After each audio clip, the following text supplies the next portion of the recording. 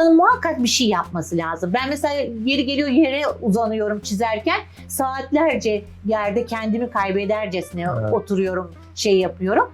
Kalktığımda yürüyemez durumda kalkıyorum. Yani kendinden geçiyorsun bu işleri yaparken. Kara kalemlerimizi geçen sene sergi açmıştım. Biliyorsunuz geçen sene çocuk ölümleri çok fazlaydı.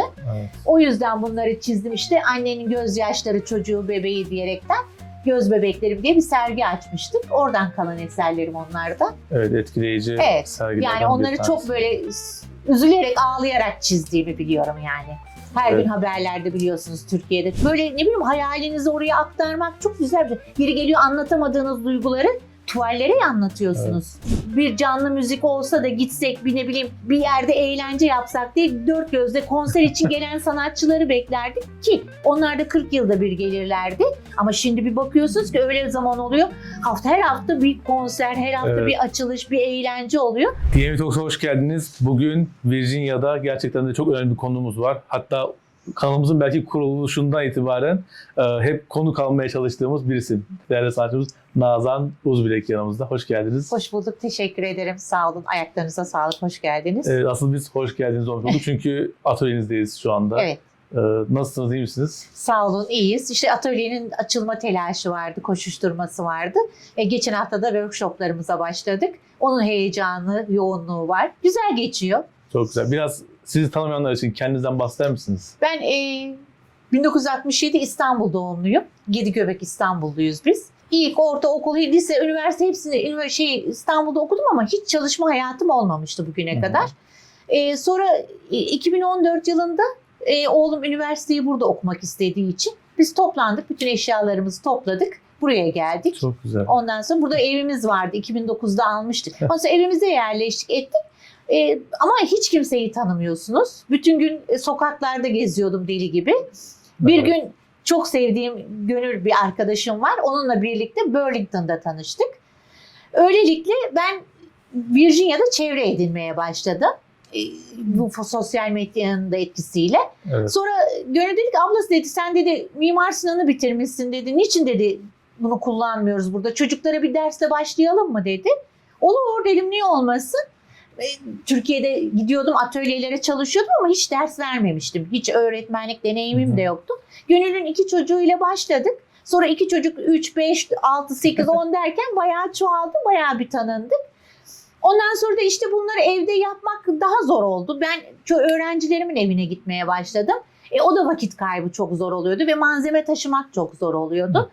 Bu sene de dedik ki hadi hem çocuklar yazın bir değerlendirsinler vakitlerini. Ben de bilgilerimi, öğrendiklerimi çocuklara aktarayım. Bunlar körelip gitmesin dedik. Böyle güzel bir atölye kurduk. Çok güzel de olmuş. Böyle devam edeceğiz bakalım inşallah gittiği kadar. Çok güzel. Peki sizin ilk sanatla buluşmanız nasıl oldu? Yani Mimar Sinan'ı okudunuz. Onun öncesinde de var mıydı çalışmanız yoksa? Hep işte okullarda Sonrasında... öyle çalıştığımız şeyler vardı.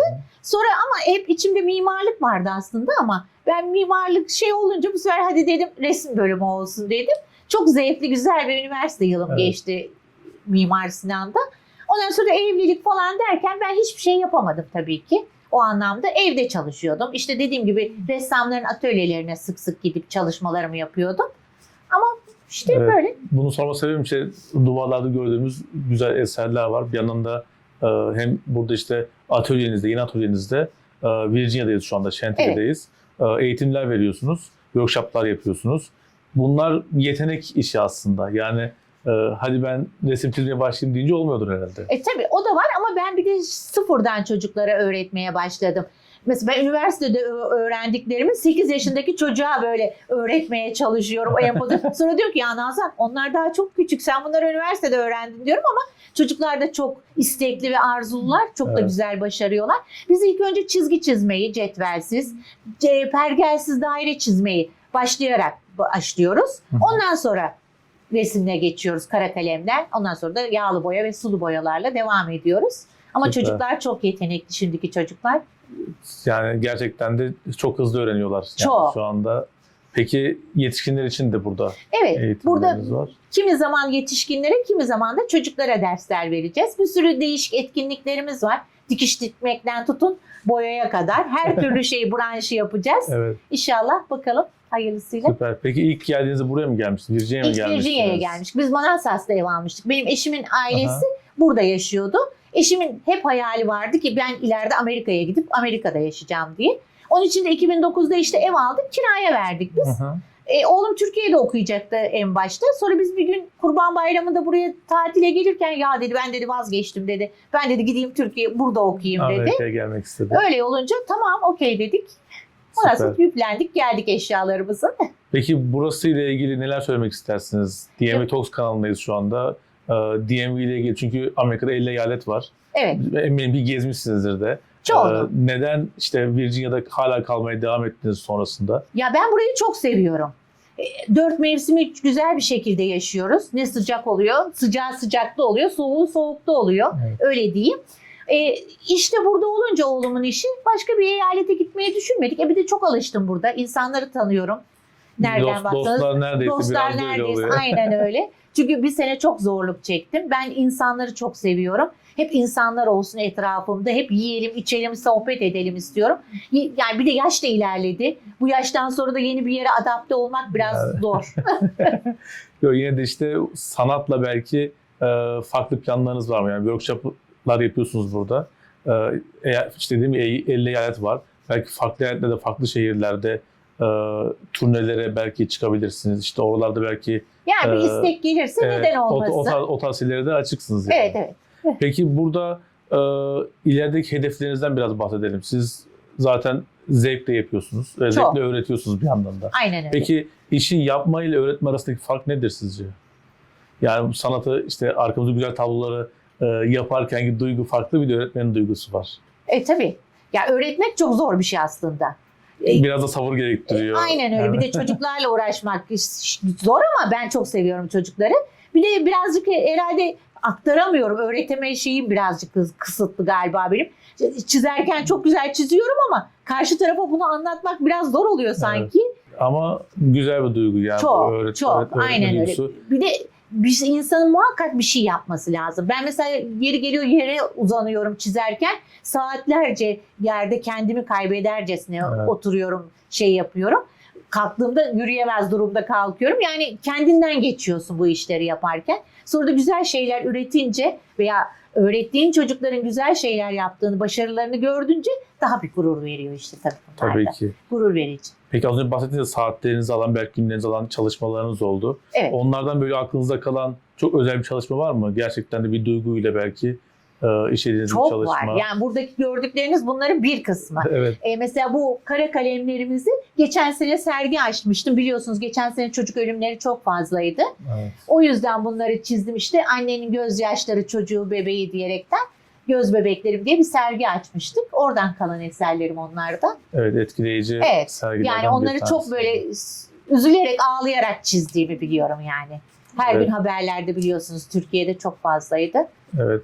Yani sanat aslında hem çocuklar hem yetişkinlere önemli, belki şöyle anlatabiliriz. Yani dediğiniz gibi hiçbir dil yok burada ama Hiç herkes yok. anlıyor. Evet. Yani önemli olan universal Yani olması müzik zaten. olsun, resim olsun Evet. onlar universal. Diğer yandan da mesela geçen hafta bir müzisyen arkadaşımla da söyleşi yapmıştık. Onu da söyledi, terapi olarak görüyorum demiştim müziği. Tabii ki. Sizin için de Resim aynı de şey. aynı Resim şekilde. de aynı şekilde değil mi? Evet. Biliyorsunuz akıl hastanelerinde falan hep hastalara resim yaptırırlar. Resim yaptırırlar. Yani Yani çünkü kendinden geçiyorsun. O renklerle oynamak, böyle ne bileyim hayalinizi oraya aktarmak çok güzel bir şey. Yeri geliyor anlatamadığınız duyguları tuvallere anlatıyorsunuz. ya bir de şimdi çocuklarımız için özellikle Evet. şöyle telefon çağındayız. İşte herkes telefonla, Maalesef. tabletlerle uğraşırken onları bir kenara bırakıp 2 saat bile olsa, 1 saat, 2 saat Aynen burada öyle. Evet. onlarsız bir şekilde çocuğu uğraşıvermesi çok güzel. Güzel. Yani burada çocukları boş bırakmamanız lazım. Burada değil artık dünyada da boş Evet. bırakmamanız lazım. Çünkü hemen başka şeylere yönelebiliyorlar. Arkadaş çok önemli. Ama spordu, resimdi, müzikti bunları yönlendirirsek bunlar güzel sonuçlar elde ediyor. Yani hiçbir çocuktan zarar gelmez. Müzikle, resimle uğraşan bir çocuktan Evet. zarar geleceğini düşünmüyorum. İşte sanat burada kurtarıcı oluyor aslında. Evet. Yani o yüzden de illa mesleğiniz olmak zorunda değil. Değil tabii Ama ki. hobi olarak sadece Aynen öyle. güzel vakit geçirmek için sanatla uğraşmasını herkese tavsiye ediyorsunuz. Evet. tabii. Çok önemli. Peki programlarınız nasıl oluyor? Yani aylık bir şekilde bir paketler mi burada sunuyorsunuz yoksa isteyen bir derse gelir, workshop'unu alır gider şeklinde bir paketleriniz oluyor? Şimdi bu benim ilk workshop deneyimi. Evet. Ben hep resim konusunda bundan önceki derslerim resimdeydi. Ama bu sefer daha bir değişik şeyler yaptık. Mesela ahşap boyalarımız var, mum yapımı olacak. Dikişli dediğim gibi dikiş makinesinde bir basit olarak bir paça kısaltmaydı, bir söküğünü dikmeydi, onları öğreteceğim. Yani değişik şeyler de yapacağız. İlk defa yaptığım için şimdi bir aylık bir şey çıkardım. Workshop takvimi Temmuz için. Buna göre gelen rağbete göre veya ne bileyim sürekli de öğrenci kabul ediyor. Mesela ben kara kalemle başlayıp devam etmek istiyorum dediğinizde sizin saatlerinize göre ayarlayacağım onu. Mesela haftada bir kere mi istersiniz, haftada 2 gün mü istersiniz? Böyle resim derslerimiz olacak. Evet, bunun aslında bir güzel tarafı şöyle var. DMV'deki Türk nüfusu oldukça artıyor. Çok fazla. Yani son belki birkaç yılda. O yüzden de eskiden belki Amerikalılara işte yapabilecekken şu anda bizim vatandaşlarımıza da bu hizmeti verebiliyorsunuz. Aynen öyle. Peki bu değişimi nasıl görüyorsunuz? Yani Türk nüfusunun burada artması aynı zamanda etkinliklerimiz de burada artıyor. Siz çok de fazla. etkinliklerde görüyoruz zaten. Bunu nasıl değerlendiriyorsunuz? Ya bence güzel. Kültürümüzü burada Amerikalılara anlatmak, onlara tanıtmak bence güzel bir şey. Yabancılık çekmiyoruz şimdi. O güzel oldu. Evet. Mesela eskiden biz bir canlı müzik olsa da gitsek bir ne bileyim bir yerde eğlence yapsak diye dört gözle konser için gelen sanatçıları beklerdik ki onlar da 40 yılda bir gelirlerdi. Ama şimdi bir bakıyorsunuz ki öyle zaman oluyor. Her hafta bir konser, her hafta bir açılış, bir eğlence oluyor. Yani güzel bence. Yani bu eskiden dediğiniz gibi ben New Jersey'de yaşıyordum mesela. New Jersey, New York'ta çok daha fazlaydı. Ama bizim işte diğer bölge Virginia'da, DC bölgesinde olması bizi de çok mutlu ediyor. Hem biz gidip kameramızla çekimlerimizi yapıyoruz hem de eğlenmiş oluyoruz. Çok güzel oluyor. Kendi sanatçılarımızın gelip onları burada dinlemek. Mesela tiyatrolar oluyor bu sene. Geçen sene çok güldür geldi. Çok güzel şeyler gördük. Özellikle bu bölgede yaşayan yetişkinler izliyorlar bizi. Çocukların işte az önce bahsettik arada çocuğumuzu niye getirmedik diye. Hangi yaşlar mesela? Çocuklar derken yani çünkü 10 yaşındaki çocuk mu gelebilir buraya yoksa 5 yaşındaki çocuk mu gelebilir? Ondan da biraz bahsedelim isterseniz. Şimdi ilk başta başlarken 8 yaş ve üstü diye düşünerek başlamıştım. Ama geçen hafta 3 yaşında bir çocuğumuz geldi. Çok başarılıydı. Benim bu tabumu yıktı. Çünkü ben acaba makas tutabilir mi? İşte ne bileyim yapışkanı yerinde kullanabilir mi diye düşünürken çok güzel eser çıktı ortaya. Çok güzel bir şapka süsledi, annesine hediye etti. Ama şimdi yaş sınırı koymuyorum. Yani makas tutmasını bilen, kalem tutmasını bilen herkes gelebilir diye söylüyorum artık. Yani şu an dediğim gibi az önce yetişkinlerimiz izliyor. Onlar o zaman bir çağrı yapalım burada. Yani sadece sizin için değil aynı zamanda çocuklarınız için. Çünkü şu an tatil dönemindeyiz biraz daha. İşte ben aslında Ağustos sonu ve Eylül başı gibi açmayı planlıyordum. Sonra dedim ki ya yaz tatili geldi. Türkiye ülkesine gidemeyen veya yaz tatilinde ne yapacağım diye düşünen çocuklarımızı aileler nasıl oyalayacaklar diye düşünürken ben şimdi bu zamanda açmaya karar verdim. Güzel oldu. Güzel rağbetler, şeyler geliyor. Çok güzel. Dediğim gibi son olarak düşüncelerinizi almak istiyorum. Biraz da aslında sizi izleyenlere şu anda bir çağrı yapar mısınız? Hem BZB ile ilgili hem de sanatla ilgili bir çağrı yapabilirseniz o şekilde kapatalım. Yani şimdi sanatı para kazanmak olarak hiçbir zaman düşünmeyin. Boşa geçen zaman olarak hele hiç düşünmeyin. Evet. Çok güzel şeyler üretiliyor. Çok güzel şeyler yapacağız ve yapmaya devam ediyoruz. Biz BZB olarak workshoplarımıza hepinizi bekliyoruz. Şantilli gibi de böyle merkezi bir yerde yerimizi açtık ki herkes gelebilsin diyerekten. Sizin istekleriniz doğrultusunda biz de kendimizi yetiştireceğiz, yönlendireceğiz. Hepinizi, büyüklerimizi, çocuklarımızı, her milletten kesimi bekliyoruz.